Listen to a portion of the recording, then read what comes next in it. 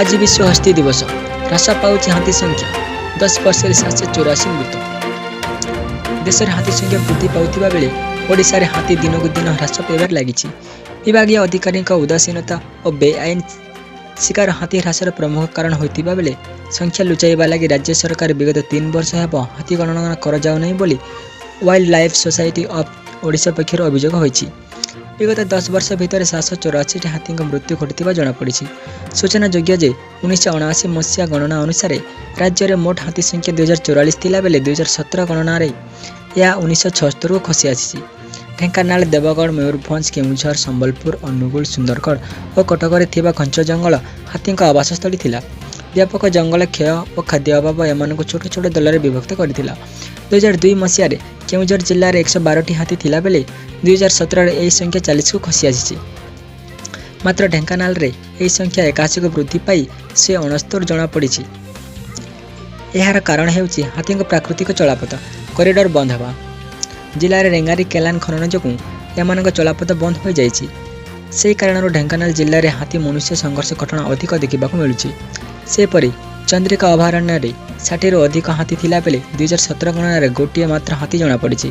Concrete जंगल वृद्धि जोगुं सांगक प्राकृतिक जंगल क्षय कारण एठार हाथी मान गंजाम और कटक जिला को चली जाइतिबा कुआ जाउछि। एठार जाई गंजाम जिला रंभा जंगल रहउतिबा एक 15 जणिया हाथी पल गत 5 वर्ष भितर संपूर्ण लोप पाई जाइछि। विद्युत आघात, ट्रेन और भारीजान धक्कार एमानक मृत्यु घटितिबा कुआ जाइछि। सेपरि अन्य एक 15 ରୁ 16 जणिया हाथी पल खल्लेकाट जंगल रे रहउतिबा बेले सेमानक संख्यार द्रुत ह्रास घटिछि। चंद्रकार कटक जिला को जाइतिबा 25 जणिया हाथी पलर संख्या एबे 20 को खसी आइछि। एही 20टी हाथी एबे विभक्त होई आठगड़ खुंटुणी जंगल रे घुरी बुलिछंती। विगत 10 वर्ष मध्य राज्यटी 784 हाथी मृत्यु घटिछि। मृत्यु संख्या प्रति वर्ष बढ़िबारे लागिछि। 1990 ରୁ 2000 मसीह रे मध्य हाराहारी 33 हाथी मृत्यु घटुतिबा बेले 2010 बेला को यह 46 पहुंची। 2010 पर मृत्यु संख्या वृद्धि पाई 78 हाथी मृत्यु घटुची। 10 वर्ष मध्य हाथी दांत पाई शिकारी माने 14 हाथी को हत्या करथिबा बेले 69 हाथी मृत्यु शिकार पाई बिछा जाइतिबा विद्युत जोगुं घटिची।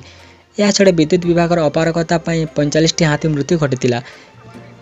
26 ट्रेन दुर्घटना और 6 द्रुतगामी धक्कारे सेपरि गभीर कूप नालरे पड़ी 11 हाथी मृत्यु घटिची। 160 हाथी मृत्यु कारण जनापड़ी नथिला बेले सेमानंक मध्यर 113 हाथी मृतदेह गलित अवस्था मिलिथिला। दांत पाई वयस्क अंडीरा हाथी शिकार फल हाथी प्रजनन असान रूपे हो पार नहीं। सुरक्षित नुहे हाथी कॉरिडोर। हाथी सुरक्षित चलप्रचल लगे राज्य सरकार 2010 जनवरी मासरे 14 हाथी कॉरिडोर चिन्हट करथिले।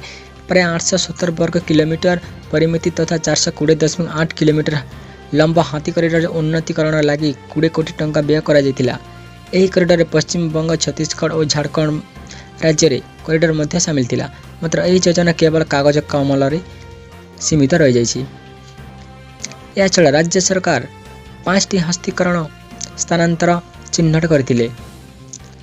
मात्र 5टी परिवर्ते 3टी संरक्षण स्थान तथा महानदी, मयूरभंज और संबलपुर पाई विज्ञप्ति प्रकाशित होइतिला। तेबे बैतरणी और दक्षिण ओडिशा पाई विज्ञप्ति जारी करागला नहीं। यार मुख्य कारण थिला खली माणिकक चाप। एही दुईटी अंचल खनि दुकान भरपूर थिबारो यार संरक्षण स्थानर मान्यता न देबाकू खनि मालिक चाप पकाइथिले।